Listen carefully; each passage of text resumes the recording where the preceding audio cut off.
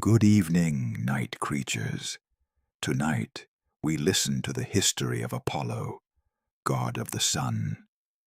Close your eyes. Let your body become still as stone, as peaceful as dawn, as quiet as the moment before sunrise. Feel the warmth of distant light touching your face, gentle, eternal, unchanging. We are beginning a journey back through time to the age of gods, when the sun was driven across the sky by divine hands, when music could charm the very stones, when prophecy revealed the threads of fate, when beauty and terror walked hand in hand. Let your breathing slow, deep, effortless, like the rhythm of day and night, like the turning of celestial spheres, like the eternal dance of light across the heavens. Part 1. Birth in exile and the slaying of the serpent. Settle deeper into perfect stillness. Release every muscle, every thought, every concern. Let your forehead smooth, your jaw soften, your shoulders drop completely. Let your hands open, fingers uncurling like petals. Everything relaxes, everything releases. Everything simply exists in this moment. We begin with exile, with a mother's desperate flight, with the rage of a jealous goddess pursuing an innocent across the earth. Breathe slow and steady as the ancient story unfolds like light, spreading across a dark world. In the early days of Zeus's reign, when the king of gods was still establishing his power, he turned his attention to a titaness named Leto. She was daughter of the titans Chaos and Phoebe, embodiment of gentleness and quiet dignity. She was not a warrior, not a schemer, not ambitious for power. She was simply herself, beautiful, kind, peaceful. Zeus courted Leto, and she loved him in return, believing his promises and his passion. From their union she conceived not one child, but two, twins who would become among the greatest of all gods. But Hera discovered the affair, as she always did. The Queen of Heaven had made it her mission to know every betrayal, every infidelity, every child born of Zeus's wandering desire. When Hera learned that Leto was pregnant with twins, her rage was absolute, complete, devastating. She could not punish Zeus, so she did what she always did. She punished the woman. Hera decreed that Leto could not give birth on any land under the sun. No place on earth would shelter her. No island would accept her. Everywhere Leto sought to deliver her children was forbidden, closed to her, denied by the power of the queen's curse. And there was more. Hera sent Python to pursue Leto, an enormous serpent, a dragon of earth and darkness, born from the mud left after the great flood. Ancient, powerful, relentless. It hunted Leto across the world, waiting for her to weaken, to falter, to fall. Rest as we watch Leto's suffering, her desperate wandering, her search for sanctuary. Leto wandered heavy with pregnancy, the twins pressing inside her, demanding to be born. But she could not stop, could not rest, could not find anywhere that would accept her. Every place she approached turned her away. Fear of Hera was too great. She wandered for months, some say a year. Time lost meaning in her suffering, in her endless movement, in her desperate search for somewhere, anywhere, that would let her stop. The gods watched. Most did nothing, afraid to help, afraid to anger Hera. Zeus himself did little. Perhaps he could not defy Hera openly, or perhaps he simply didn't care enough to risk his peace for Leto's sake. But one place took pity. The island of Delos, barely an island, more of a rock, floating, barren, windswept, had nothing to lose. Hera's wrath could hardly make Delos worse than it already was. It was the poorest, the smallest, the most insignificant of all islands. And so Delos agreed, anchored itself, became stable, and accepted Leto, the only place in all the world that would, the only refuge she could find. Breathe deeply as the birth begins, as the twins prepare to enter the world, as divinity manifests. Leto went into labor, but even this final trial was not simple. The birth was difficult, prolonged, agonizing. The twins were powerful, divine, too magnificent to be born easily. And Hera had sent Eileithyia, the goddess of childbirth, Hera's own daughter, away. She ordered her not to help, not to ease the pain, not to assist the birth. So Leto labored alone for 9 days and 9 nights. The island of Delos shook with her pain. The seas churned. The sky grew dark with storm clouds. All creation felt the birth of these divine beings, felt the arrival of power, felt the emergence of gods who would reshape the world. On the 9th day, the first twin was born, a daughter. She emerged fully formed, not as an infant, but as a goddess, already perfect, already powerful. She took one look at her mother's suffering and helped immediately, instinctively. She became midwife to her own twin, assisted her mother, coached her, guided her, made the second birth possible. Her name was Artemis, goddess of the hunt, of the moon, of wild places, of childbirth itself. Born first, born ready, born to help, born to be independent, fierce, untamed, free. And then, with Artemis's help, the second twin was born. Let your mind see him, glorious, radiant, perfect, impossible. He emerged into the world, and light exploded. Blinding light, pure light, golden light. The sun itself seemed to grow brighter. The darkness fled. The clouds parted. Delos, barren Delos, bloomed. Flowers erupted from stone.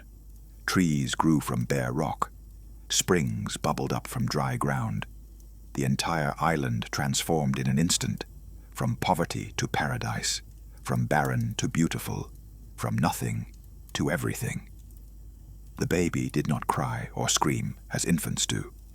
Instead, he laughed, a sound like music, like bells, like joy made audible.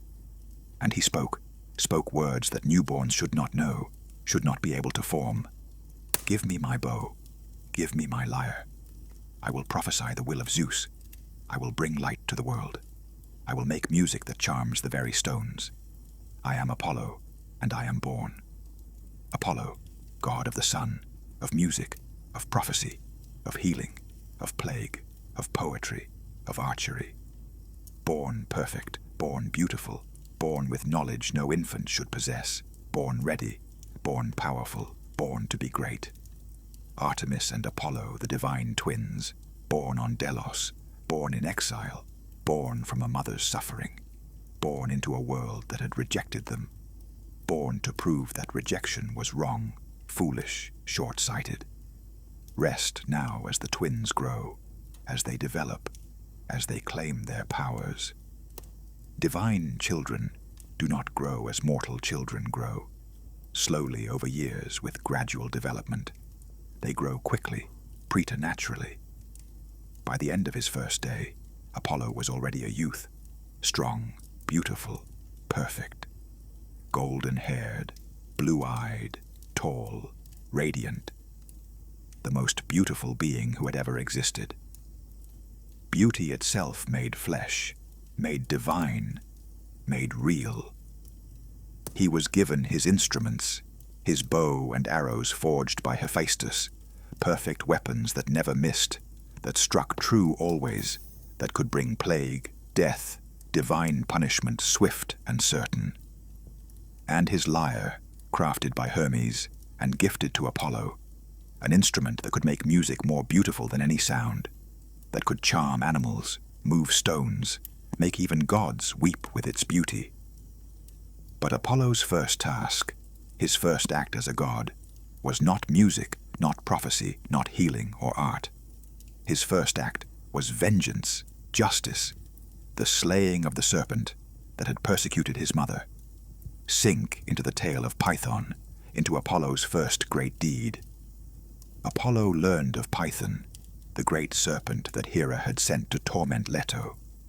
The creature still lived, still lurked in the caves of Mount Parnassus, near the sacred spring of Castalia, in a place that would become Delphi, the most sacred site in all of Greece.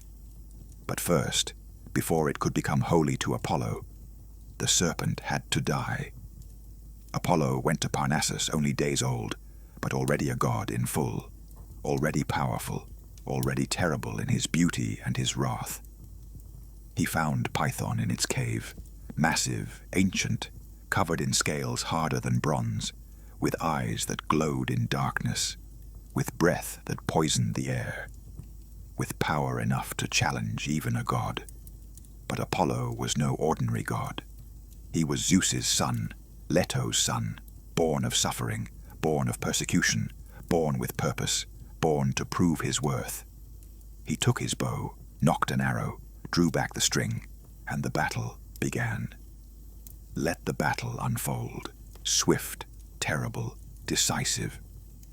Python attacked, lunged with impossible speed for something so large. Its jaws opened wide enough to swallow a bull. Its fangs dripped venom that could kill with a touch. It coiled and struck again and again, trying to crush, to bite, to poison, to destroy this upstart god. But Apollo was faster, more skilled, perfect in every movement. He dodged, rolled, danced around the serpent's strikes, never touched, never caught, never even threatened. His arrows flew one after another, each finding its mark, piercing scales, penetrating flesh, delivering divine poison.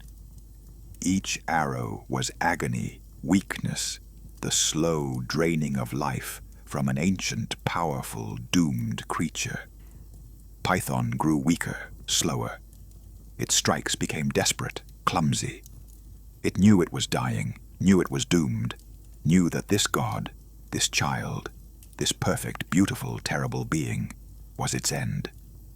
Apollo's final arrow struck Python's head, pierced its skull, entered its brain, and the great serpent fell, collapsed, died. Its body lay sprawled across the rocks, massive even in death, terrible even in stillness, but dead, defeated, slain by a god only days old. Breathe as Apollo claims his victory, as he establishes his oracle, as Delphi is born. Apollo took Python's body, dragged it into a gorge, let it rot in a sacred place, a reminder of his victory, of his power, of what happened to those who threatened, who persecuted, who dared oppose Zeus's son, Leto's son, Apollo himself. And on that spot where Python had lived and died, Apollo established his oracle, the Oracle of Delphi, the most famous oracle in all the ancient world, the place where mortals could come to hear prophecy, to learn the future, to understand the will of the gods through his priestess, the Pythia, named after the serpent he had slain. The Pythia would sit above the gorge where Python rotted, breathing the fumes that rose from its decay, falling into trance, speaking prophecy, speaking truth, speaking Apollo's will. Games were established. The Pythian Games, second only to the Olympics, held every 4 years at Delphi, to commemorate Apollo's victory, to honor his first great deed, to celebrate the slaying of Python. But there was a complication. Python had been sacred to Gaia, to the earth herself. The serpent had been her child, her guardian, her creature. Apollo had killed something holy to the primordial goddess. He had violated sacred law, incurred a debt that must be paid. Apollo had to purify himself, to atone, to make restitution for the killing. Even though Python had deserved death, even though it had persecuted his mother, even though its death was justice, it was also pollution, crime, violation. The debt must be paid. He went to the Vale of Tempe, underwent purification rituals, served penance for 8 years, some say 9. He was exiled from Olympus, from his place among the gods. He wandered, served, worked, paid his debt, until finally the pollution was lifted, the debt was paid, the crime was forgiven.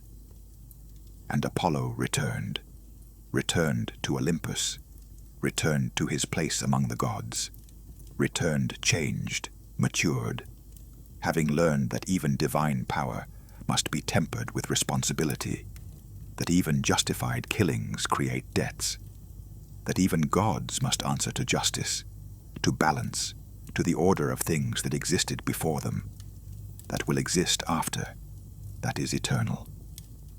Rest now as the first part ends, as Apollo is established, as his domains begin to reveal themselves. Apollo sat upon his throne among the Olympians, golden, beautiful, perfect. He held his lyre in one hand, his bow in the other. Music and death, beauty and terror, healing and plague. He was duality incarnate, contradiction made divine, everything good and terrible about the gods, about power, about divinity itself. Zeus loved him, perhaps more than any other son. Apollo was perfect, was what Zeus wished all his children could be, beautiful, talented, powerful, loyal. He never challenged his father, never threatened his throne, never gave any indication that he might fulfill the pattern, might overthrow as Zeus had overthrown, might continue the cycle. He was safe and perfect, and Zeus's favorite. The first part ends with Apollo born, Python slain, Delphi established, the god taking his place, claiming his powers, beginning his eternal work of bringing light, making music, revealing truth, being Apollo, god of the sun, god of prophecy, god of music and healing and plague, god of beauty, god of terror, god of everything that makes divinity glorious and dangerous and worthy of worship. Breathe deep. Let the story settle in your mind. Let Apollo's golden light fill your consciousness. Let the music of his lyre play softly in your dreams. Float now, suspended between waking and sleeping, between consciousness and dreams. Part 2 awaits. Part 2. Love, loss, and the burden of beauty. Deeper now, deeper still. You sink beneath the surface of consciousness into warm depths where stories become dreams, where gods walk through your sleeping mind, where Apollo plays his lyre and the music is everything. Breathe barely, like the whisper of dawn, like first light touching the horizon, almost imperceptible, almost nothing, almost gone. Apollo was beautiful beyond description, beyond imagination, beyond anything the world had seen before or would see again. He was beauty itself, the standard against which all beauty was measured, the ideal, the perfect, the divine. His hair was golden, not the gold of metal but of sunlight itself, each strand catching light, reflecting it, creating its own illumination. It fell in perfect waves, perfect curls, perfect arrangement, as if styled by the very concept of beauty. His eyes were blue, not sky blue, but the blue of lapis lazuli, deep, clear, penetrating. They saw everything, understood everything, missed nothing. When Apollo looked at you, he saw your soul, your truth, your innermost self. His face was perfect, every proportion exact, every angle precise, the golden ratio made flesh. Sculptors would spend their entire lives trying to capture his beauty, trying to recreate his perfection, and always they would fall short. No mortal hand, no human craft, no earthly material could truly capture, could truly reproduce the beauty of Apollo. His body was a warrior's, an athlete's, a dancer's, perfect musculature, perfect proportion, perfect grace in every movement. He moved like music, like light, like the very embodiment of beauty in motion. He was flawless, faultless, without blemish, without imperfection, without any hint that he was anything other than perfect. And everyone who saw him wanted him, loved him, desired him, could not help themselves. Beauty like his was not mere attractiveness. It was power, was force, was something that compelled, that overwhelmed, that made resistance impossible. But Apollo's beauty was also a curse, a burden, a source of tragedy beyond measure. Because beauty like his attracted love, but could not keep it, could not make it last, could not prevent the tragedies that followed inevitably, endlessly, always. Sink into Apollo's loves, his losses, his tragedies repeated again and again. Apollo loved many, gods, nymphs, mortals, both male and female. His desire knew no bounds. His heart was generous. His passion was intense. He loved deeply, completely, absolutely. And his love was always, always tragic, impossible, doomed. His first great love was Daphne, a nymph, a huntress, a follower of Artemis. She had sworn to remain virgin, to never marry, to be like Artemis herself, free, untamed, belonging to no man, no god, no one. But Apollo saw her, and wanted her, and pursued her, and in that pursuit, in that desire, created tragedy, endless tragedy, that would echo through the ages. Let the story unfold, gentle, sad, inevitable. Apollo had mocked Eros, the god of love, called him a child playing with dangerous toys, called his bow and arrows playthings, called his power over love and desire trivial, meaningless, nothing compared to Apollo's true bow, his divine arrows that brought death, that brought plague, that brought real power, real consequence. Eros was insulted, enraged. How dare this upstart god, this beautiful, arrogant, perfect god, mock love, mock desire, mock the power that ruled gods and mortals alike, that brought low the highest, that made fools of the wisest, that was universal, unstoppable, supreme. Eros took 2 arrows. One was golden, tipped with desire. Whoever it struck would fall in love desperately, uncontrollably, irresistibly. The other was leaden, tipped with revulsion.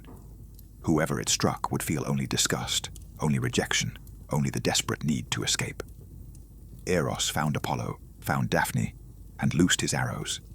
The golden arrow struck Apollo. The leaden arrow struck Daphne. And the tragedy began. Rest as Apollo pursues, as Daphne flees, as love and fear create catastrophe. Apollo saw Daphne and fell in love instantly, completely, overwhelmingly. She was everything. She was beauty. She was perfection. She was the only thing that mattered. He had to have her, had to possess her, had to make her his. He could think of nothing else, feel nothing else, want nothing else. He approached her, declared his love, offered her everything, immortality, power, a place beside him, everything he could give, everything he was, everything. But Daphne looked at him with horror, with revulsion, with desperate terror. She ran, fled, desperate to escape. Apollo pursued, calling to her, promising her, begging her. He did not understand. How could she not love him? He was Apollo. He was beautiful. He was perfect. He was everything. How could anyone, especially her, especially the one he loved, not want him? But she did not want him, could not want him. The leaden arrow ensured that. She felt only disgust, only fear, only the desperate need to get away, to escape, to be anywhere but near this god who pursued her, who wanted her, who would not stop. She ran through forests, through meadows, through wild places, and Apollo followed, never tiring, never stopping, his desire driving him, compelling him, making him relentless. Finally, Daphne could run no more. She was exhausted, desperate, terrified. Apollo was upon her, reaching for her, about to catch her, about to claim her, and she cried out to her father Peneus, the river god, to anyone who would listen, to the gods themselves. Please save me from this, from him, from this. And her prayer was answered, but not in the way she hoped, not with rescue, not with safety, but with transformation. Breathe as Daphne transforms, as she becomes something else, as she escapes the only way possible. Her feet rooted to the ground, became roots digging deep into earth. Her legs hardened, became trunk, solid, immovable. Her arms stretched upward, became branches reaching toward sky.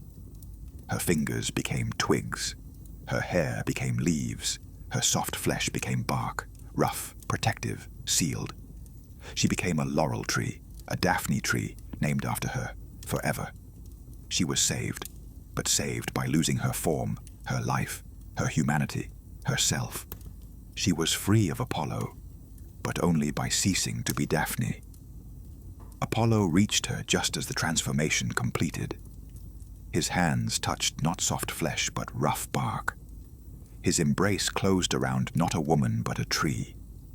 He wept, realized what had happened, realized that his love, his pursuit, his desire had driven her to this, had forced her to choose transformation over him, had made her prefer to be anything at all, rather than be his. He made a vow, touching the tree, feeling it tremble beneath his hand. If you cannot be my wife, then you will be my sacred tree. I will wear your leaves as my crown. Your branches will honor victors. Your wood will never decay. You will be sacred to me forever.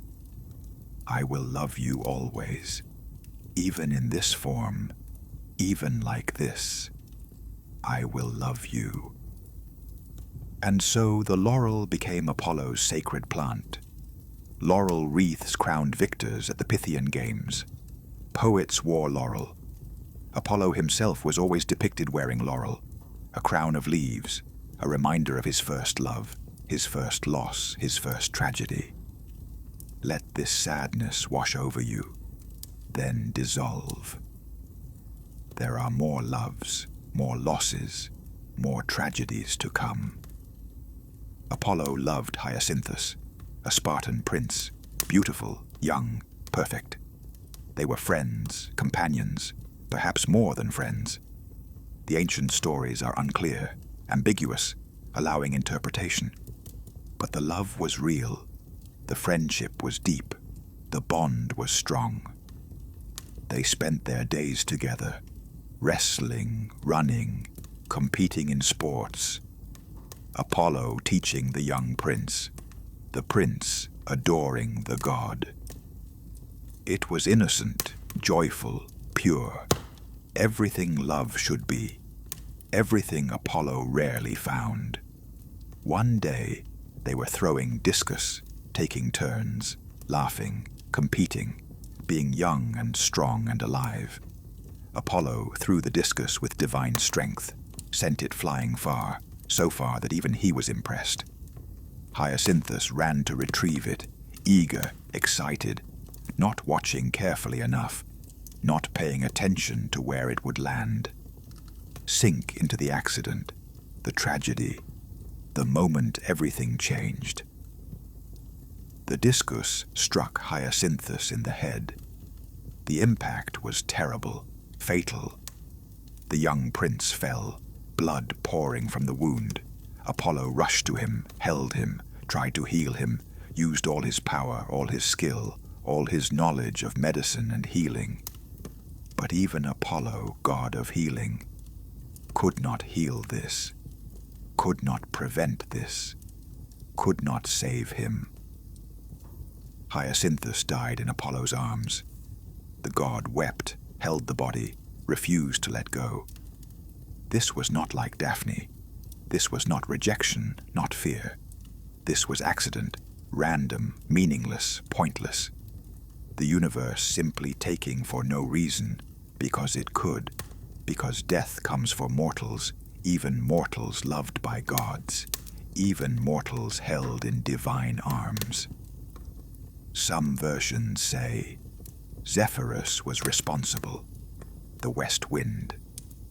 He also loved Hyacinthus, was jealous of Apollo, blew the discus off course, made it strike the prince, murdered him out of jealousy, out of spite, out of the desperate rage of unrequited love.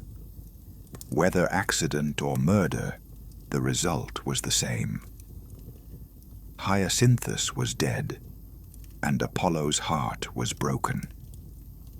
Apollo could not bring Hyacinthus back to life. That was beyond even his power, beyond any god's power save Zeus, and Zeus would not interfere. Death was death. Mortals died, even beautiful mortals, even beloved mortals, even those who gods would give anything to save. But Apollo could memorialize, could transform, could make Hyacinthus immortal in a different way. Rest as transformation occurs, as grief becomes something beautiful, something eternal. From Hyacinthus's spilled blood, Apollo created a flower, a hyacinth, purple, beautiful, marked with letters that spelled out Apollo's grief, his lament. Some say Ai, Ai, the Greek cry of sorrow. Some say other letters, other marks. But all agreed the flower bore the marks of divine grief, of a god's love, of Apollo's eternal sorrow. Every spring the hyacinth blooms, purple flowers pushing through earth, rising toward sun, toward Apollo, reaching, always reaching. A reminder, a memorial, a testimony that love existed here, that beauty was lost here, that Apollo loved and lost and grieved forever. And Apollo established the Hyacinthiae, a festival at Sparta, 3 days honoring Hyacinthus. First day mourning, second day celebrating, third day remembering. It continued for centuries, a ritual of grief and joy, of loss and love, of Apollo's eternal memorial. More loves followed, more losses, more tragedies. Apollo loved Coronis, a mortal princess. She became pregnant with his child. He was happy, excited, anticipating fatherhood. But Coronis grew restless, fell in love with a mortal man named Idas, decided to marry him, betray Apollo, rejected the god for a mortal, for a human, for someone less. Apollo's sacred crow told him, brought him news of the betrayal. The crow was white then, pure, beautiful. It expected reward for its service, for its loyalty, for revealing truth. Instead, Apollo cursed it. In his rage, in his pain, he turned the crow's feathers black, punished the messenger for the message, made it dark as his mood, as his heart, as his rage. Then he killed Coronis, or asked Artemis to kill her. The stories vary, but she died, was placed on her funeral pyre, was burning. And Apollo remembered, the child, his child, still in her womb, still alive, still savable. He cut the unborn infant from the dead mother's body, saved him from the flames, named him Asclepius, gave him to the centaur Chiron to raise, to teach, to train. And Asclepius became the greatest healer who ever lived, greater even than Apollo himself. Could heal anything, cure anything, even, some said, raise the dead. Apollo loved Cassandra, Trojan princess, most beautiful of Priam's daughters. He desired her, courted her, offered her a gift, anything she wanted, if she would love him, if she would be his. Cassandra asked for the gift of prophecy. Apollo agreed, gave her the power to see the future, to know what would come, to prophesy truly, always. But then, once she had the gift, she refused him, rejected him, would not fulfill her part of the bargain. Apollo was furious, but he could not take back his gift. Divine gifts once given cannot be revoked, cannot be undone, cannot be removed. So Apollo modified it, cursed it, made it useless. He decreed that Cassandra would still see the future, would still prophesy truly, but no one would believe her, no one would listen, no one would act. And so it happened. Cassandra foresaw the fall of Troy, the danger of the wooden horse, the death of her family, the destruction of her city. She warned them, begged them, pleaded with them, but no one listened, no one believed, no one heard. Troy fell. Her family died. She was enslaved, taken by Agamemnon as war prize. And she foresaw his murder, warned him, begged him not to go home. But he didn't believe her, went anyway, was killed by his wife Clytemnestra. And Cassandra died beside him, knowing it would happen, unable to prevent it, unable to make anyone listen. Apollo's curse, born of rejected love, born of wounded pride, born of the terrible need for revenge. Breathe deeply as the second part ends, as Apollo's loves pile up, as tragedies multiply, as beauty proves insufficient, as desire proves destructive, as love proves impossible. Apollo was beautiful, but beauty was not enough, was not protection, was not guarantee of happiness, of love returned, of relationships that worked. He was desired by all but truly loved by few, by none. His beauty attracted, but his divinity repelled. His perfection intimidated, his power terrified. He loved mortals because they were vulnerable, temporary, real in ways gods could never be. But mortals died, betrayed him, rejected him, chose death over him, transformation over him, anything over him. He was lonely despite his beauty, despite his perfection, despite being desired by everyone. He was alone, fundamentally, eternally, tragically alone. The second part ends in sorrow, in loss, in the understanding that even gods suffer, even the perfect are wounded, even the beautiful are broken by love, by desire, by the impossible dream of connection that somehow remains forever out of reach. Sleep beckons now, soft, gentle, offering respite from sorrow, from tragedy. Let Apollo's music lull you. Let his golden light fade to darkness. Float now between light and shadow, between love and loss. Apollo plays his lyre, and the music is sorrow, beautiful sorrow, perfect grief. Let it carry you deeper into rest. Part 3. Music, prophecy, and the burdens of truth. Deeper still, you descend into the realm where Apollo's true power resides. Not in beauty, not in love, but in music, in prophecy, in truth, in the domains that defined him more than his golden hair, more than his perfect face, more than his endless tragedies. Breathe like the space between notes, like the pause in a prophecy, like the moment before truth is revealed. Barely there, almost nothing, almost silent. Apollo was god of music, the greatest musician who ever existed. When he played his lyre, the world stopped, listened, was transformed. His music could charm stones, could make rivers change course, could make wild animals gentle, could make the savage civilized, could make the sad happy for a moment, for as long as the music played. The lyre had come to him through trickery, through theft, through the cleverness of his half-brother Hermes. Let that story unfold now, a moment of lightness, of humor, in Apollo's otherwise tragic existence. Hermes was born in a cave on Mount Cyllene, son of Zeus and the nymph Maia. Born at dawn, by noon he had already committed his first crime, had already demonstrated the cunning, the cleverness, the trickster nature that would define him forever. He saw Apollo's sacred cattle, magnificent animals guarded by Apollo himself, grazing in the fields of Pieria.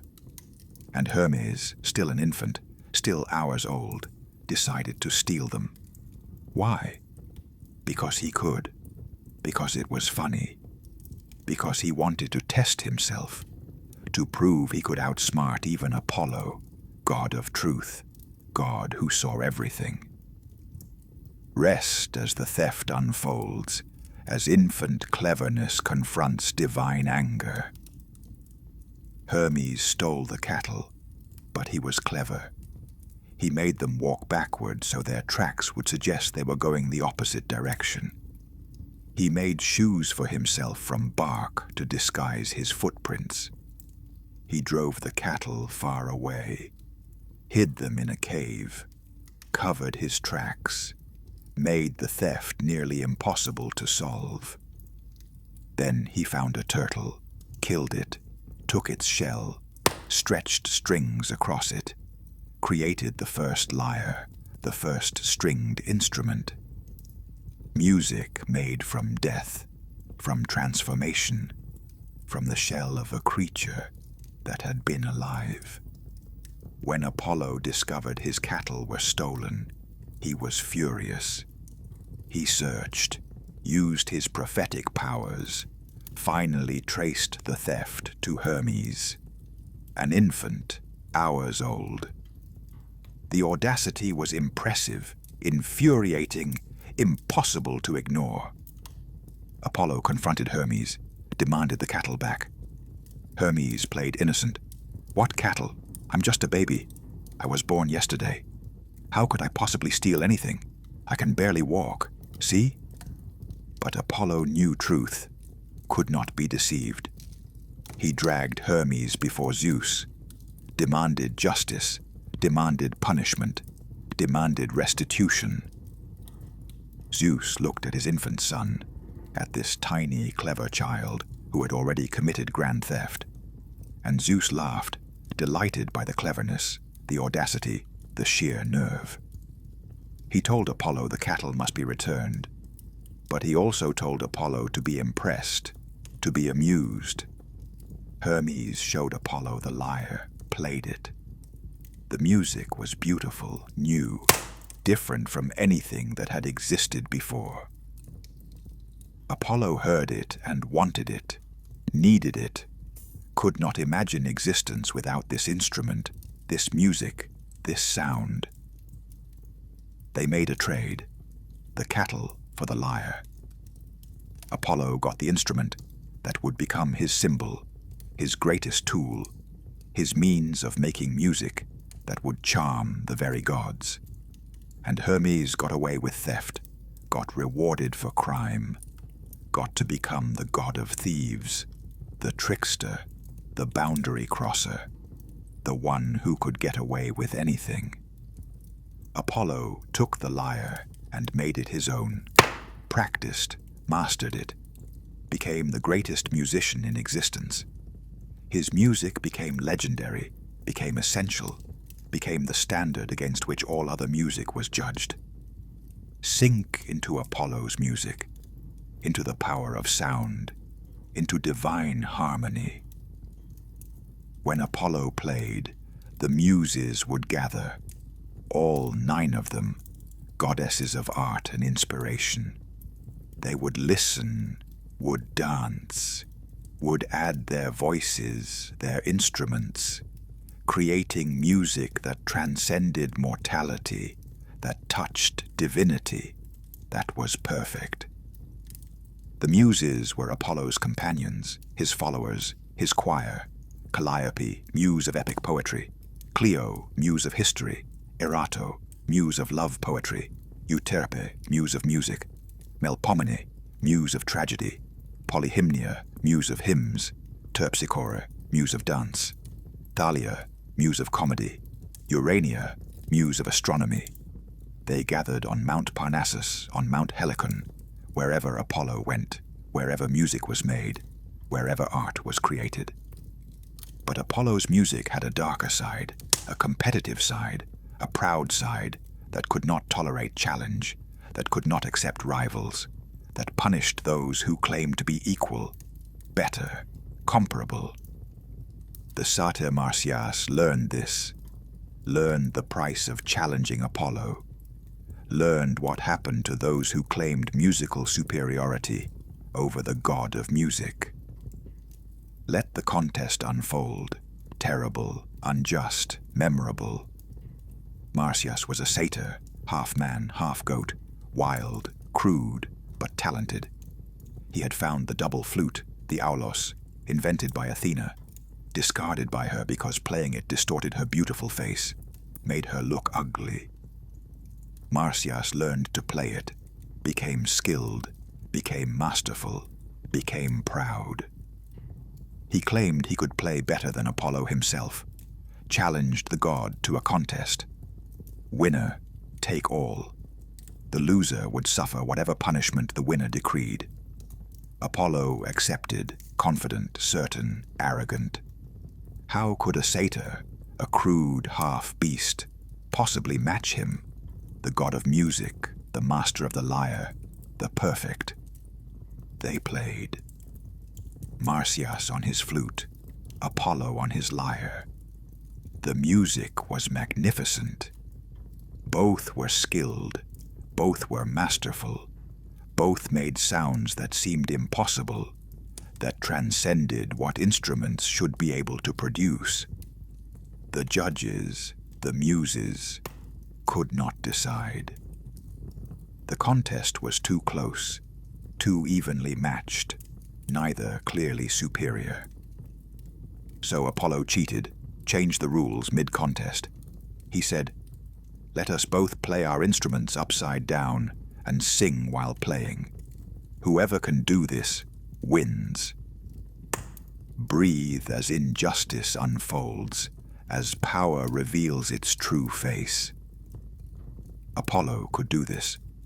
The lyre works upside down, and Apollo could sing beautifully, divinely, while playing. But Marsyas could not. The flute cannot be played upside down, and even if it could, he could not sing while playing a wind instrument. The challenge was impossible, designed to be impossible, rigged, unfair. Apollo won, obviously, inevitably by cheating, by changing the rules, by using his divine nature against a mortal's limitations. And then came the punishment. Apollo decreed that Marsyas would be flayed alive, skinned. The satyr was hung from a tree, and Apollo, beautiful Apollo, perfect Apollo, god of music and healing and light, personally removed Marsyas's skin, strip by strip, while the satyr screamed, while he begged, while he died slowly, agonizingly, horribly. The muses wept. Their tears formed a river, the Marsyas River in Phrygia, flowing forever as a memorial to the satyr, who dared challenge a god, who dared claim skill equal to divine perfection, power, pride. The lesson was clear. Do not challenge Apollo. Do not claim to equal him. Do not dare suggest that mortal skill could match divine perfection, power, pride. Rest now as we turn from music to prophecy, to Apollo's role as oracle, as speaker of truth. Apollo was god of prophecy, of truth, of seeing the future and revealing it to those who sought knowledge. His oracle at Delphi was the most famous in the ancient world. But he had other oracles too, other places where truth could be sought, found, revealed. At Delphi, the Pythia spoke his prophecies. A priestess, usually an older woman beyond desire, beyond the complications that youth and beauty brought. She would sit on a tripod over a chasm, breathing the vapors that rose from below, from the rotting body of Python, from the earth itself, from the source of prophetic vision. The vapors were likely ethylene, a gas that induces trance states, hallucinations, the feeling of divine presence. Modern archaeologists have found evidence of gas emissions at Delphi, found geological explanations for what the ancients called divine inspiration. But whether gas or God, whether geology or divinity, the prophecies were real, were recorded, were remembered, were sought by kings and peasants alike. Everyone came to Delphi. Everyone wanted to know the future, the truth, the will of the gods. The prophecies were famously ambiguous, deliberately unclear, open to interpretation. This was partly wisdom. Truth is complex. The future is not fixed.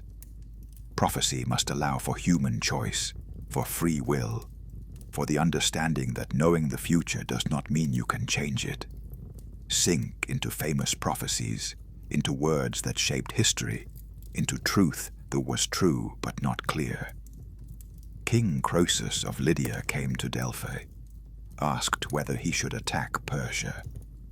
The oracle said, "If you attack Persia, you will destroy a great empire." Croesus attacked, confident, certain he would destroy the Persian Empire. Instead, he destroyed his own. The Lydian Empire fell. The prophecy was true. An empire was destroyed, just not the one Croesus assumed. The Athenians came before the Persian invasion, asked how to save their city. The oracle said, "The wooden wall will save you."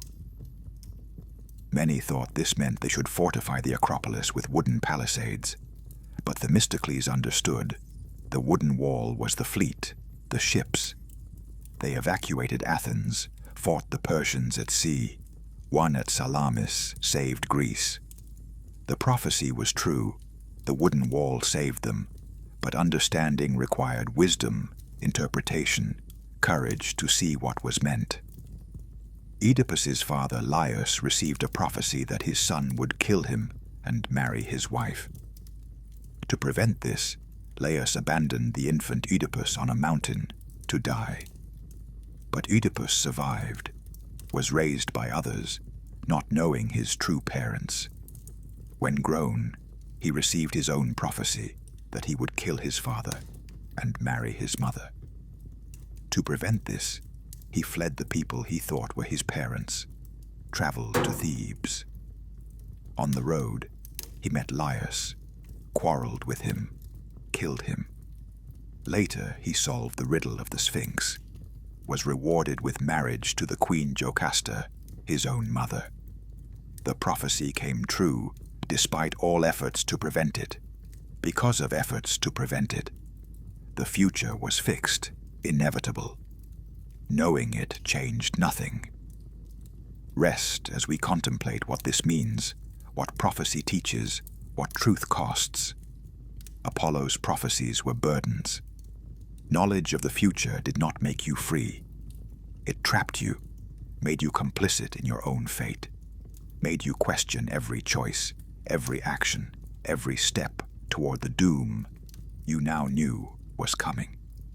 Cassandra knew this, saw the future, could not change it, could not even make others believe. She was cursed with truth that was useless, with knowledge that was powerless, with prophecy that was torture. This was Apollo's gift: truth, clear sight, perfect knowledge. And it was terrible, beautiful, necessary, unbearable, all at once. Apollo himself knew truth, saw future, understood fate, and could not change it. Could not prevent Hyacinthus's death even though he knew. Could not make Daphne love him even though he saw. Could not stop any of the tragedies that defined his existence. Knowledge was not power. Truth was not freedom. Seeing the future did not mean you could change it. Perhaps this is why Apollo was also god of healing.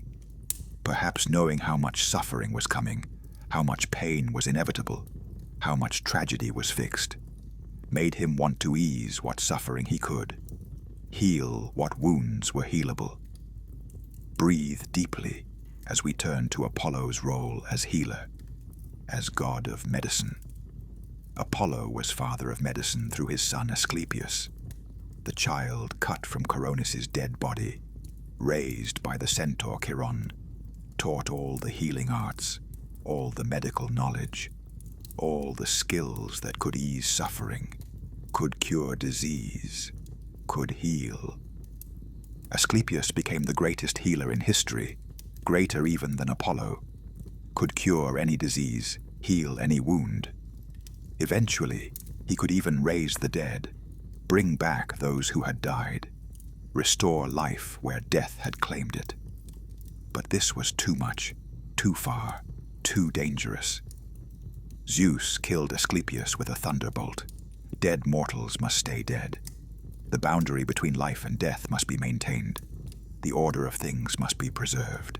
Even healing has limits. Even medicine has bounds.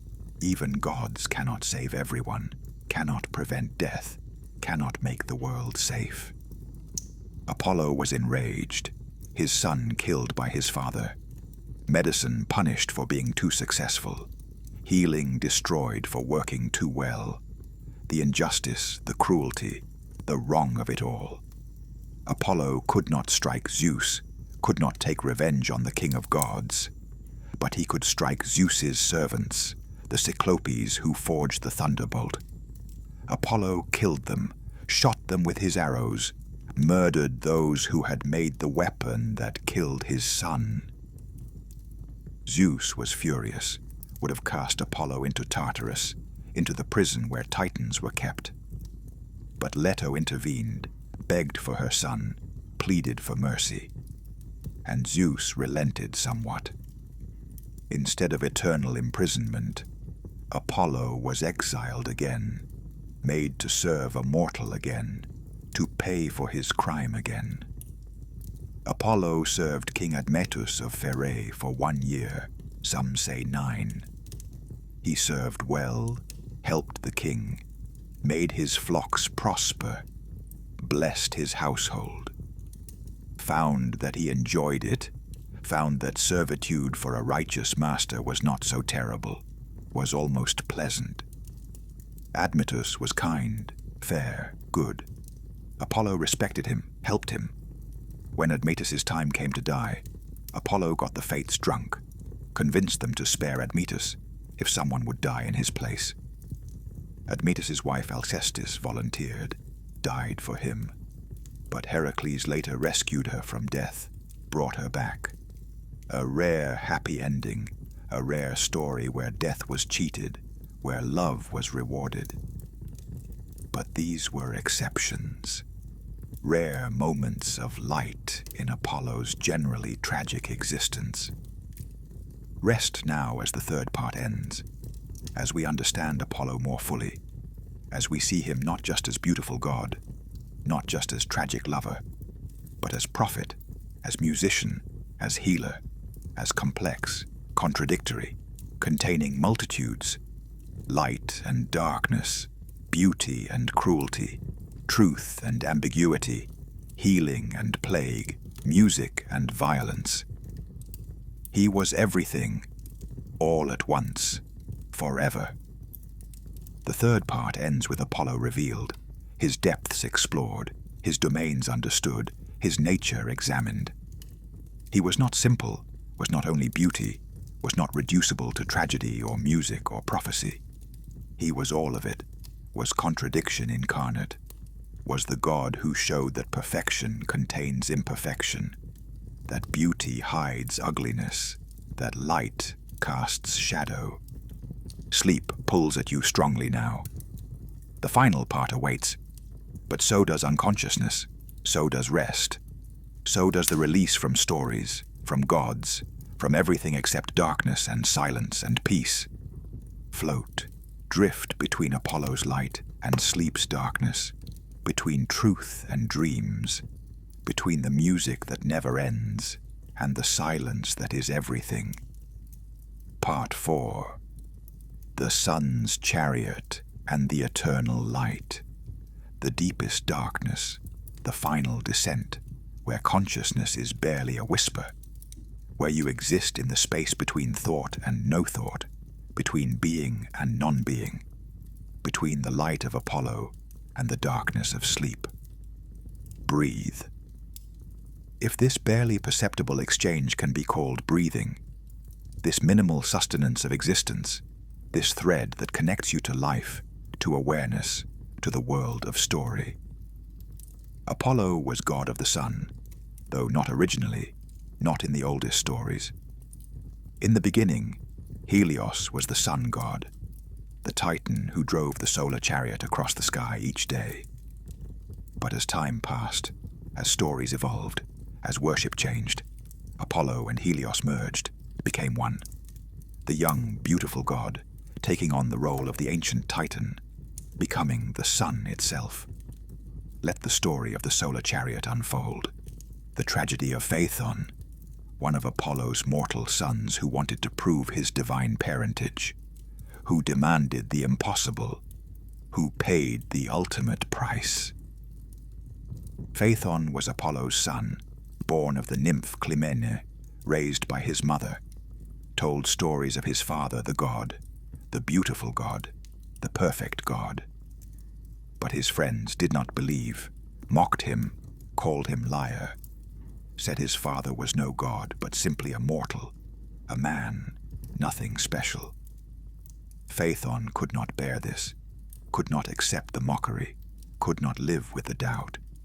He traveled to the palace of the sun, to the edge of the world, where Apollo began each day, to demand, to beg, to ask his father for proof. Sink into the palace of the sun, into Apollo's domain, into the place where day begins.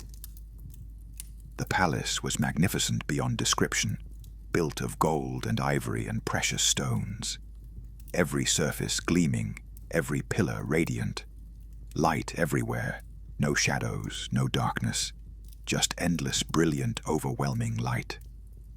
Apollo sat on his throne, crowned with rays, wearing brightness like a garment. He saw Phaethon approach, recognized his son, had not seen him since birth, since leaving Clymene, since moving on to other loves, other children, other concerns. Phaethon knelt before Apollo. "Father," he said, "my friends do not believe I am your son. They mock me, call me liar. I need proof. Give me something that will prove beyond doubt that you are my father, that I am son of Apollo, son of the sun." Apollo was moved, felt guilt perhaps, felt love, felt the obligation fathers feel toward sons, even gods toward mortals, even those who had been absent, neglectful, gone. He swore an oath on the river Styx, the unbreakable oath, that he would grant Phaethon any wish, any request, any proof he desired, anything within Apollo's power to give. And Phaethon made his request, his foolish, fatal, impossible request. "Let me drive the sun chariot for one day. Let me guide the sun across the sky. Let me do what you do. Then everyone will know, will believe, will understand that I am truly your son, that I am divine. Rest as Apollo realizes, as horror dawns, as the oath traps him. Apollo tried to dissuade him, begged him to choose something else, anything else. The chariot is impossible to control. The horses are wild, divine. No mortal can manage them. You will fall, will burn, will die. Choose something else. Please, choose anything else. But Phaethon would not be moved, would not relent, would not change his mind. He wanted this, needed this, would accept nothing else. And Apollo had sworn on the Styx, could not refuse, could not break the oath, could not prevent this. So Apollo prepared his son, gave him instructions, told him how to hold the reins, which path to follow across the sky, where to go, where not to go. Stay in the middle path. Not too high, or you will freeze the earth. Not too low, or you will burn it. Hold the reins firmly. The horses will try to bolt, will try to run wild. You must control them, must guide them, must succeed. Phaethon climbed into the chariot, took the reins. The horses, 4 magnificent horses, fiery, divine, powerful beyond measure. They sensed the unfamiliar hand, the mortal grip, the weak, uncertain touch, and they bolted. Breathe deeply as the disaster unfolds, as the sun goes wild, as the world burns. The horses ran wild, off the path, too high, too low, zigzagging across the sky. Phaethon could not control them, could not hold them, could not guide them at all. He was simply carried, dragged, a mortal in a god's chariot, helpless, terrified, doomed. The sun swept too close to the earth. The heat was unbearable. Mountains burst into flame, forests burned, rivers boiled away, the ground cracked. Deserts were created where once there had been fertile land. The Sahara, the Arabian desert, born from Phaethon's wild ride, from the sun coming too close, from fire falling from sky.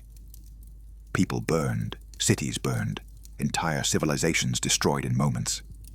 The earth itself cried out.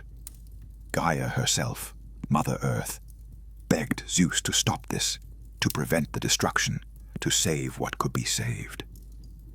Zeus had no choice. The world was burning. Life itself was threatened. He raised his thunderbolt, aimed, and struck. The lightning bolt hit Phaethon, killed him instantly, knocked him from the chariot. His body fell, burning, trailing smoke and flame, into the Eridanus River far below. Dead. The price of hubris, the cost of mortal ambition, the inevitable result of trying to be a god. The horses, freed from Phaethon's weak hands, calmed, returned to their path. Apollo took the reins, resumed his daily journey. But his heart was broken. His son was dead. Another child, another loss, another tragedy in Apollo's endless, unending, eternal suffering. Phaethon's sisters, the Heliades, mourned him, stood by the river where he fell, wept, refused to leave. Eventually the gods took pity, transformed them into poplar trees. Their tears became amber, hardened tree sap, golden, beautiful, precious. A memorial to grief, to loss, to the love of sisters for their fallen brother. Apollo mourned as he had mourned Hyacinthus, as he would mourn others. He created a constellation, Auriga, the charioteer, to remember Phaethon, to honor his memory, to ensure the story would be told, would be remembered, would serve as warning, as lesson, as tragedy preserved in stars forever. Rest now as we contemplate Apollo's role as sun god, as light bringer, as the daily reminder of divine presence. Every day, Apollo drove the sun chariot across the sky, east to west, dawn to dusk, bringing light, bringing warmth, bringing the conditions for life itself. Without Apollo, without the sun, all would be darkness, all would be cold, all would be death. This was his service, his eternal task, his daily sacrifice, to bring light to the world, to make life possible, to ensure that darkness did not win. At night, Apollo and the sun returned to the east, either by traveling through the underworld or by sailing on the great river Oceanus that encircled the world. The Greeks had different stories, different explanations, but all agreed. Apollo rested at night, and at dawn he began again. The eternal cycle. Light, darkness, light, forever. Sink into Apollo's other domains, his other aspects, his complete nature. Apollo was god of plague, could send disease with his arrows. The opening of the Iliad shows this. Apollo, angry at Agamemnon for dishonoring his priest, sent plague into the Greek camp. Arrows of disease, invisible, inevitable, fatal. For 9 days the plague raged, bodies burned, men died, until Agamemnon relented, returned the priest's daughter, apologized, made amends. Only then did Apollo stop. Did the plague end? Did death release them? But Apollo was also god of healing, of medicine, of cures. What he could send, he could also cure. What he could cause, he could prevent. He was both, always both, sickness and health, death and life, curse and blessing, all at once. Apollo was god of archery, the perfect shot, the arrow that never missed. He taught heroes, blessed archers, made marksmanship sacred. His arrows could bring death in war, or food from hunting, or disease from plague, or justice from execution. The arrow was versatile, deadly, holy. Apollo was god of colonization, of expansion, of Greeks spreading across the Mediterranean, establishing new cities, new colonies, new outposts of civilization. Cities would consult the Delphic oracle before founding colonies, would ask Apollo's blessing, would seek divine guidance about where to settle, what to build, how to proceed. Apollo was god of purification, of ritual cleansing, of removing pollution. After crimes, after deaths, after violations of sacred law, people came to Apollo, sought his rituals, performed his rites, became clean again, pure, acceptable to gods and mortals. Apollo was god of poetry, of verse, of the perfect word, the perfect line, the perfect expression. Poets invoked him, sought his inspiration, his blessing, his touch that made words divine, immortal, true. He was so many things, had so many domains, so many aspects. He was complex, multifaceted, containing multitudes. Rest as we approach the end, as Apollo's story reaches its conclusion, as we understand his eternal nature. Through the ages, Apollo endured. Greece worshipped him, built him magnificent temples. The temple of Apollo at Delphi was among the most sacred sites in the ancient world. People came from across the known world to consult his oracle, to receive his prophecies, to seek his wisdom. Rome conquered Greece and adopted Apollo, one of the few Greek gods whose name did not change. Apollo remained Apollo because his domains were too important, too essential, too universal. The Romans built him temples, consulted his oracles, honored him as bringer of light, of truth, of healing, of civilization itself. The Emperor Augustus claimed Apollo as his patron god, built the temple of Apollo Palatinus on the Palatine Hill, made Apollo central to Roman imperial cult. Augustus saw himself as Apollo's representative on earth, bringer of light after the darkness of civil war, bringer of peace after chaos, bringer of order after disorder. He was the new Apollo, the sun that would never set on Rome. But even Rome fell. Christianity rose. The old gods were declared demons, false idols. Apollo's temples were closed, converted to churches, or left to ruin. His worship was forbidden. For 1,000 years, the Dark Ages, the Middle Ages, Apollo was forgotten, or remembered only as a myth, a cautionary tale, a pagan error. But the Renaissance brought rediscovery. Classical learning returned. Scholars read the old texts. Artists studied ancient sculptures. And Apollo returned, not as a being to worship, but as a symbol, an ideal, an embodiment of beauty, of art, of perfection itself. Artists painted Apollo, showed him in his chariot driving the sun, showed him with his lyre making music, showed him crowned with laurel, remembering Daphne. Michelangelo carved him. Raphael painted him. The Renaissance masters loved Apollo, saw in him the ideal of human beauty, the perfect proportion, the golden ratio made flesh.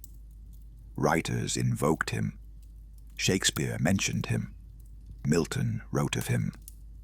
The Enlightenment philosophers used him as symbol of reason, conquering superstition, of light defeating darkness, of truth revealed after ignorance. The Romantic poets especially loved Apollo. Byron wrote of him. Shelley invoked him. Keats addressed him directly in Ode to Apollo. They saw in him not just beauty, but tragedy, not just perfection, but suffering, not just light, but the shadow that light casts. They understood Apollo better than the ancients had, saw his complexity, his contradictions, his pain. Breathe deeply as we reach the modern age, as we see Apollo now, today, in our world. Today, Apollo endures in new forms. He appears in literature, in Rick Riordan's Percy Jackson series, as a vain but ultimately noble god, learning humility through mortal experience. He appears in Lore Olympus, in Hades Town, in countless retellings that keep the old stories alive, that adapt them for new audiences, that find new meanings in ancient myths. His domains persist. Music still inspires, still moves, still transforms. Prophecy becomes psychology, becomes understanding patterns, becomes seeing what will likely come based on what has been. Healing becomes medicine, becomes the constant struggle to ease suffering, to cure disease, to push back death. The sun still rises each day, still brings light, still makes life possible. Apollo represents the pursuit of excellence, the belief that beauty matters, that art has value, that truth is worth seeking even when it hurts. He represents the tragic understanding that perfection is impossible, but still worth pursuing, that love often fails, but is still worth risking, that knowledge brings pain, but is still worth gaining. He teaches us that beauty is not enough, that gifts can be curses, that even gods suffer. He shows us that light and darkness coexist, that the sun god knows shadow, that the perfect being contains imperfection. He reminds us that truth is complex, that prophecy is burden, that seeing the future does not mean we can change it. Every sunrise is Apollo's gift. Every beautiful song echoes his lyre. Every truth revealed reflects his oracle. Every healing performed honors his legacy. He is not worshipped, but he is remembered. He is not prayed to, but he is invoked. He is not believed in, but he is understood. Let your breathing fade to nothing, to barely perceptible whispers, to the edge of sleep. Somewhere, if you choose to believe, Apollo still drives his chariot across the sky, bringing light, making day, ensuring that darkness does not win. He still mourns Hyacinthus, still remembers Daphne, still grieves for Phaethon. He still plays his lyre, and the music is beautiful and sad, joyful and tragic, perfect and broken. Or perhaps Apollo never existed, was always only a story, a way to explain the sun, to understand beauty, to cope with loss. Perhaps he lives not on Olympus, but in the human heart, in every artist who pursues perfection, in every doctor who fights death, in every person who seeks truth, even when it hurts. Either way, the truth remains. The sun rises. Music moves us. Truth matters. Beauty inspires. Apollo's legacy is not his temples, or his oracles, or his worship. His legacy is the understanding that these things, light, music, truth, beauty, healing, are worth pursuing, even though they cannot save us, cannot protect us, cannot prevent suffering. Apollo teaches us to love beauty, knowing it will fade, to seek truth, knowing it will hurt, to try to heal, knowing we will fail, to make music, knowing it will end. He teaches us to be glorious in our imperfection, beautiful in our brokenness, perfect in our flaws. This is his gift, his curse, his eternal lesson, that we must pursue the light, even knowing darkness will come, must love, even knowing we will lose, must live, even knowing we will die. Let consciousness fade completely. Let thought dissolve. Let everything go. You have heard the story of Apollo from birth in exile to slaying of the serpent, from tragic loves to divine music, from burden of prophecy to driving the sun. You know him now, beautiful and broken, perfect and flawed, light and shadow, God and victim, lover and mourned, destroyer and creator, everything and nothing all at once. Breathe one final time, deep, slow, last, and let everything go. Let consciousness cease. Let sleep claim you completely, perfect, total, like darkness after light, like silence after music, like rest after the long day's journey across the sky. Sleep. Apollo watches over you, the sun god, the light bringer, the beautiful one who knows sorrow, who understands loss, who carries his tragedies like the sun carries heat, necessarily, eternally, without choice. The sun will rise tomorrow. Apollo will drive his chariot again. The light will return. This is certain, this is sure. This is the one thing we can trust, that after darkness, light, after night, day, after sleep, waking. But for now, sleep. Rest in Apollo's light, in his music, in his eternal golden beauty that masks eternal golden pain. The end and the beginning, forever, like the sun's daily journey, like music that circles back to its opening theme, like prophecy fulfilled, like the eternal return of light. Rest well, dream deep. Apollo watches, the sun waits, the morning comes. Sleep. Extended epilogue. Apollo's eternal domains and lasting influence. As consciousness fades like twilight into night, let us explore even deeper into Apollo's infinite nature, his countless manifestations, his eternal presence in human consciousness. Apollo was God of so much more than we have yet explored. Let each domain unfold slowly, gently, like petals opening to sunlight, like understanding dawning gradually, like sleep approaching with infinite patience. Apollo and the sacred number 7. 7 was Apollo's number, sacred to him above all others. 7 strings on his lyre, 7 vowels in Greek, 7 notes in the musical scale, 7 planets known to the ancients. This number appears again and again in stories about him, in worship of him, in the very structure of reality as the Greeks understood it. The seventh day of each month was sacred to Apollo. Festivals honoring him often lasted 7 days. 7 maidens and 7 youths were sent from Athens to Crete as tribute, saved by Theseus, a hero under Apollo's protection. 7 was completion, was perfection, was the number that encompassed all, that made the incomplete whole, that brought harmony to chaos. Musicians understood this instinctively. 7 notes creating infinite melodies, infinite harmonies, infinite possibilities from finite elements. This was Apollo's gift, the understanding that limitation creates freedom, that structure enables creativity, that rules make art possible rather than restricting it. Breathe slowly as we contemplate sacred number, sacred pattern, sacred structure. Apollo as wolf god. In some regions, particularly in Asia Minor, Apollo was worshipped as Lycaos, the wolf god. This seemed strange.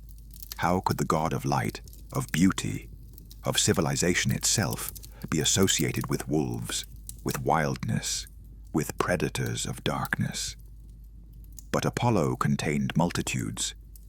He was not only the civilized god of cities and temples, he was also the god of shepherds, of flocks, of those who lived on the boundaries between civilization and wilderness. The wolf represented this liminal space, this threshold between tame and wild, between order and chaos. Wolves could be threats to flocks, but they could also be protectors, keeping other predators away, maintaining the balance of nature. Apollo, in his wolf aspect, was the protector who understands danger, who knows the wild, who can navigate between worlds. He was not only light but also twilight, not only day but also dawn and dusk, not only civilization but also its borders, its edges, its meeting places with everything beyond. Rest as this complexity settles into your understanding. Apollo and the dolphin. Apollo's sacred animals were many: the swan, the raven, the crow, the wolf, the snake, the mouse. But perhaps none was more beloved than the dolphin. The Greeks believed dolphins were sacred to Apollo Delphinios, Apollo of the dolphins, and there are stories explaining why. Once, Apollo needed priests for his new temple at Delphi. He saw a ship of Cretan merchants sailing past, transformed himself into a dolphin, and leapt aboard their vessel. The terrified sailors watched as this divine dolphin guided their ship to the harbor at Crisa, below Mount Parnassus. There Apollo revealed himself, told them they would be his first priests, guardians of his oracle, keepers of his sacred site. The dolphin represented Apollo's connection to the sea, to Poseidon's realm, to the waters that covered most of the earth. It represented his ability to move between elements, between domains, to be not just god of land and sky, but also connected to the depths, to the mysterious, to the hidden wisdom that dwells beneath the waves. Dolphins were considered intelligent, helpful to humans, musical in their own way with their songs and calls. They embodied the gentler aspects of Apollo, the helper, the guide, the one who leads sailors safely to shore, who shows the way when all seems lost. Sink deeper into these sacred connections, these divine associations. Apollo's relationships with other gods. Apollo's relationship with his twin sister Artemis was unique among the Olympians. They were opposites in many ways. He was light, she was moon. He was civilization, she was wilderness. He was music and art. She was hunting and wildness. Yet they were inseparable, connected by bonds deeper than choice, stronger than preference. Artemis helped birth Apollo, was his midwife, his first protector, his first companion. They hunted together, traveled together, defended each other fiercely. When the giant Tityos attempted to rape their mother, Leto, Artemis and Apollo hunted him down together, shot him full of arrows, condemned him to eternal torture in Tartarus, where vultures forever ate his liver. When Niobe, queen of Thebes, boasted that she was superior to Leto because she had 14 children while Leto had only 2, Artemis and Apollo punished her together. Apollo killed Niobe's 7 sons with his arrows. Artemis killed her 6 daughters, some say 7. Niobe wept until she turned to stone, forever weeping, forever mourning, forever punished for hubris, for daring to compare herself to gods. Apollo's relationship with Hermes was playful, brotherly, based on mutual respect despite their differences. After the cattle theft and the exchange of the lyre, they became close. Hermes, god of boundaries and thresholds and tricksters, complemented Apollo, god of truth and prophecy and music. Where Apollo revealed, Hermes concealed. Where Apollo prophesied, Hermes tricked. They were balance, opposition, complementary forces. Apollo and Dionysus had a more complex relationship. Dionysus, god of wine and madness and ecstasy, was Apollo's opposite, chaos to Apollo's order, madness to his reason, wild abandon to his perfect control. Yet at Delphi, the 2 gods shared the sanctuary. For the winter months when Apollo departed, Dionysus ruled there. It was understood that both were necessary, both were true, both were part of the complete human experience. You could not have only Apollo, only reason, only order, only control. You also needed Dionysus, emotion, passion, surrender, release. This was wisdom the Greeks understood profoundly. The fully lived life required both. Too much Apollo and you became rigid, cold, inhuman in your perfection. Too much Dionysus and you became lost, chaotic, destroyed by your passions. The goal was balance, was integration, was honoring both the Apollonian and the Dionysian within yourself. Breathe as these philosophical truths settle into your consciousness, like snow settling on a mountainside. Apollo in Roman culture. When Rome conquered Greece, they adopted Apollo wholesale, one of the few gods whose name did not change from Greek to Roman. This was because Apollo represented things the Romans desperately wanted to claim: Greek culture, Greek civilization, Greek refinement and artistry. The Emperor Augustus was particularly devoted to Apollo. He claimed Apollo as his patron god, said that Apollo had appeared to his mother before his birth, that he was in some mystical sense Apollo's son.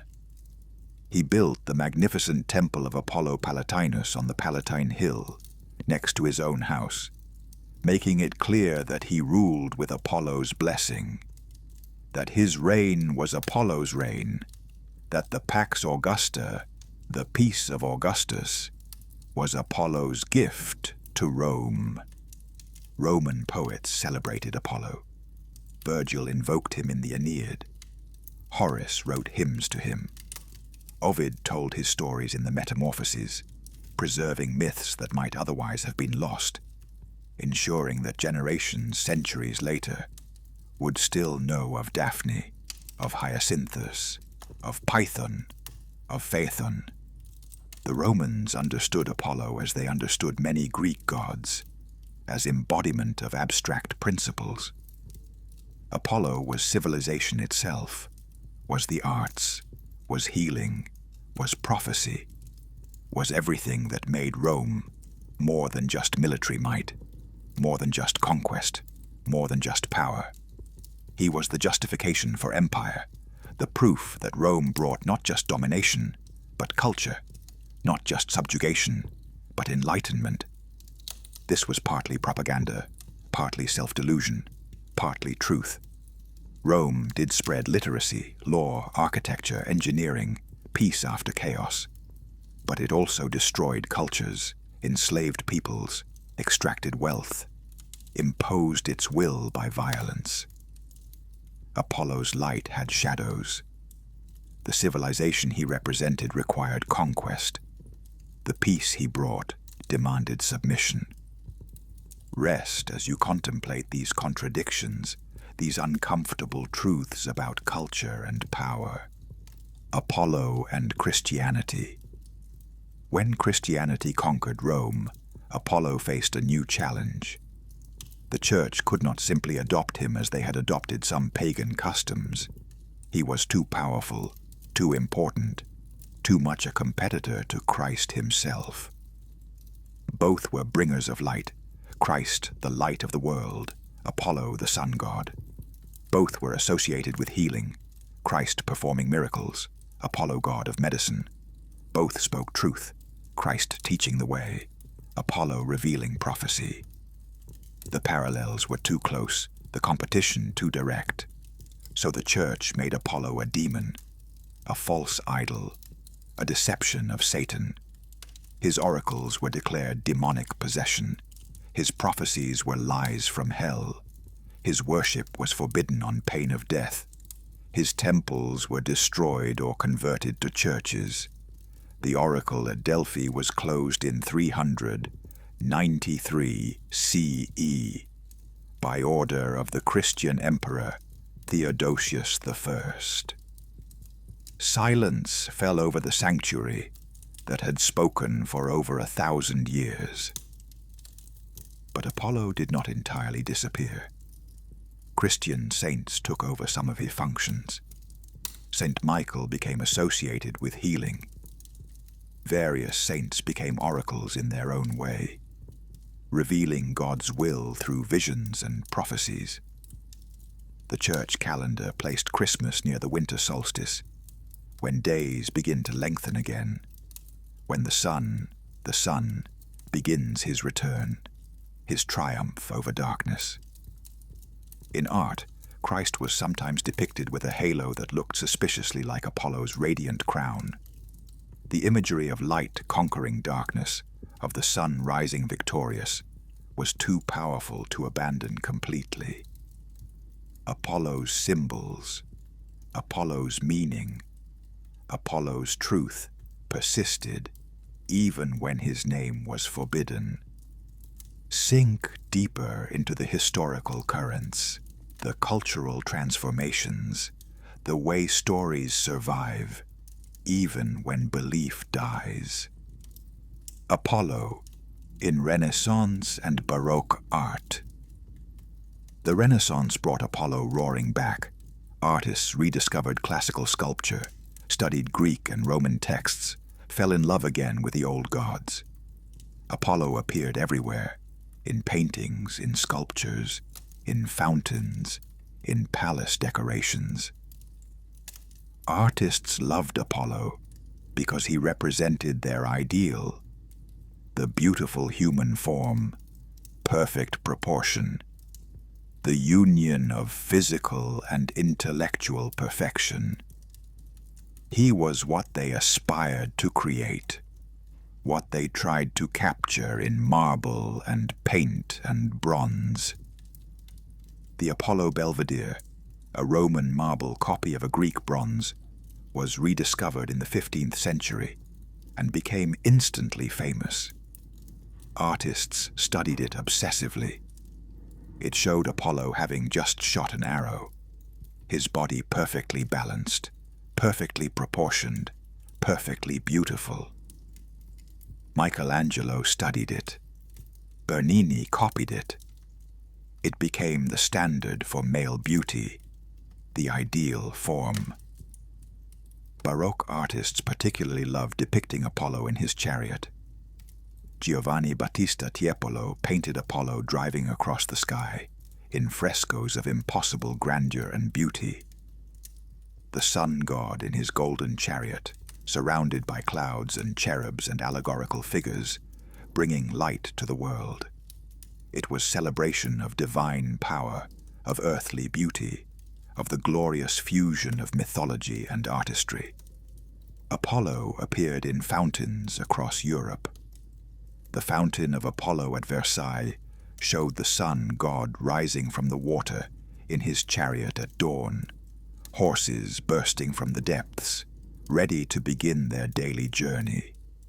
It was political statement. Louis XIV was the Sun King, was Apollo incarnate, was bringing light to France, and through France to all Europe. But artists also depicted Apollo's tragedies. Paintings of Daphne's transformation, of Marsyas's flaying, of Hyacinthus's death, reminded viewers that even beauty suffers, even perfection knows loss, even the god of light casts shadows. These were not just decorations. They were statements about human nature, about the relationship between beauty and suffering, about the price of perfection, about the inevitable presence of tragedy in even the most beautiful life. Rest as centuries of artistic interpretation wash over you like waves. Apollo in modern psychology. The psychologist Carl Jung wrote about Apollo as an archetype, a pattern in the collective unconscious, a fundamental structure of human psychology that appears across cultures and throughout history. The Apollonian, in Jungian terms, represents order, reason, logic, consciousness, clarity, individual identity. It is the part of us that seeks understanding, that wants to analyze, that needs to make sense of chaos, that strives for perfection and control. This contrasted with the Dionysian archetype: emotion, intuition, the unconscious, the collective, ecstasy, dissolution of boundaries. Where Apollo separated and clarified, Dionysus merged and confused. Where Apollo brought light, Dionysus brought intoxication. Jung argued that both were necessary for psychological health. Too much Apollo and you become rigid, cold, cut off from your emotions and your deeper self. Too much Dionysus and you become chaotic, lost, unable to function in society or maintain stable identity. Health required integration of both, balance between order and chaos, between reason and passion, between consciousness and the unconscious. The philosopher Friedrich Nietzsche explored this same duality in his book, The Birth of Tragedy. He argued that Greek tragedy emerged from the tension and synthesis between Apollonian and Dionysian forces. The beautiful form and clear structure of Apollo, combined with the emotional power and existential truth of Dionysus. Modern people, Nietzsche argued, had become too Apollonian, too rational, too ordered, too controlled, too cut off from the deeper truths of existence that Dionysus represented. We needed to recover the Dionysian, to let chaos back in, to allow passion and irrationality their place, while still maintaining Apollonian form and beauty. This philosophical interpretation of Apollo continues to influence how we think about art, about psychology, about culture. When we talk about Apollonian qualities, rational, ordered, beautiful, controlled, we are invoking the god even if we don't realize it, even if we've never heard his myths, even if we don't believe in gods at all. Breathe as these deep psychological truths settle into your understanding like sediment settling through water to the ocean floor. Apollo's mathematical and musical legacy. Apollo's lyre had 7 strings, and this was not arbitrary. The Greeks discovered that musical harmony was mathematical, that pleasing sounds occurred when strings vibrated at simple mathematical ratios. A string half the length of another produces a note 1 octave higher. A string 2/3 the length produces the interval of a fifth. A string 3/4 the length produces a fourth. These simple ratios, 1 to 2, 2 to 3, 3 to 4, created the consonances that sounded beautiful to the human ear. This discovery was profound, revolutionary, foundational for all subsequent Western thought. It proved that beauty was not arbitrary, not mere subjective preference, but had objective mathematical basis. The universe was ordered, was harmonious, was fundamentally mathematical. Apollo's music revealed cosmic truth. Pythagoras, the mathematician-philosopher, took this further. He believed that the planets themselves created music as they orbited, that there was a music of the spheres, inaudible to human ears, but real nonetheless. The entire cosmos was a harmony, a divine music. Apollo's lyre played on a universal scale.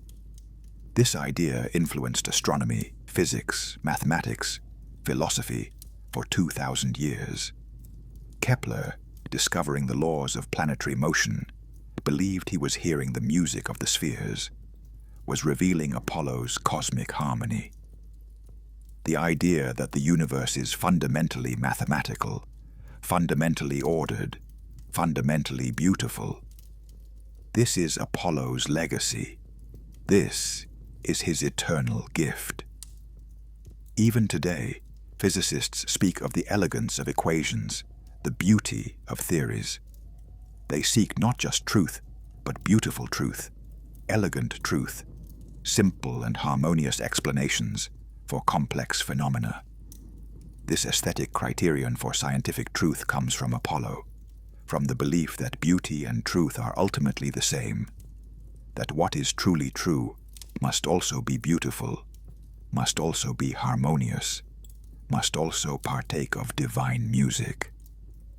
Let these profound truths about mathematics and beauty and cosmic order settle into your deepest consciousness.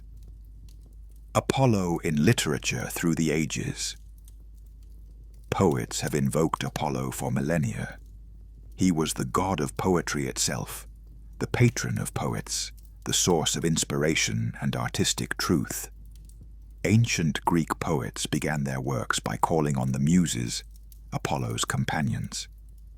Homer opened the Iliad and the Odyssey this way. Hesiod called on the Muses before describing the origin of the gods. This was not mere convention. It was acknowledgement that poetry came from beyond the self, that inspiration was divine gift, that Apollo and his Muses granted access to truth that mere mortals could not reach alone. Roman poets continued this tradition. Virgil called on the Muse in the Aeneid. Ovid told Apollo's stories in the Metamorphoses, making the god of poetry his subject, allowing Apollo to speak through his verse, even while speaking of him. Renaissance poets invoked Apollo more explicitly. Edmund Spenser addressed him in The Faerie Queene. John Milton, though Christian, called on the heavenly muse in Paradise Lost, blending Christian and classical traditions, allowing Apollo to infiltrate even biblical epic. Romantic poets felt particularly close to Apollo. They saw themselves as his modern priests, as keepers of beauty and truth in an increasingly industrial, utilitarian world. Byron, Shelley, and Keats all wrote poems directly addressing Apollo or exploring his myths. John Keats's Ode to Apollo directly addresses the god. In thy western halls of gold, when thou sittest in thy state, bards that erst sublimely told heroic deeds and sang of fate, with fervor seize their adamantine lyres, whose chords are solid rays and twinkle radiant fires. The romantic poets understood Apollo's tragedy better than the ancients had. They saw that beauty was not enough, that perfection was impossible, that the pursuit of ideal led to suffering. They knew Apollo's pain because they felt it themselves. The artist's struggle to create something perfect in an imperfect world, to reveal truth to people who did not want to hear it, to make beauty that would endure, even though all things decay. Modern poets continue to invoke Apollo, though often ironically, ambivalently, with awareness of the complications. Apollo appears in poems by James Merrill, Louise Gluck, and countless others, sometimes as ideal, sometimes as warning, always as complex figure whose beauty masks deeper truths. Let the voices of centuries of poets echo softly through your consciousness as you drift toward sleep. Apollo's final lesson. As consciousness fades almost completely now, as sleep claims you at last, what is Apollo's final lesson? What truth does this complex, contradictory, beautiful, terrible God teach us? Perhaps it is this, that beauty matters but is not enough, that perfection is worth pursuing but impossible to achieve, that truth should be sought even though it hurts, that love is worth risking even though it fails, that we should create, should heal, should make music, should bring light, not because these things will save us, not because they will protect us from suffering, not because they will make us immortal, but because they are what make us human, what make life worth living, what make the struggle meaningful even when meaning is hard to find. Apollo shows us that even the perfect suffer, even the beautiful grieve, even the immortal know loss. If Apollo, god of sun and music and prophecy, could not escape tragedy, then we certainly cannot. But he also shows us that tragedy is not the end of the story. After every loss, Apollo rose again, played his lyre again, drove his chariot across the sky again. After Daphne, after Hyacinthus, after Coronis, after Phaethon, after all his losses and all his grief, he continued. He brought light, he made music, he revealed truth. He persisted. This is Apollo's final gift, his ultimate lesson. To persist, to continue, to keep bringing light even after darkness has claimed so much, to keep making music even after so many songs have ended, to keep loving even after so much love has been lost. The sun rises every morning. This is certain. This is sure. This is Apollo's promise. After every night, day. After every darkness, light. After every ending, beginning.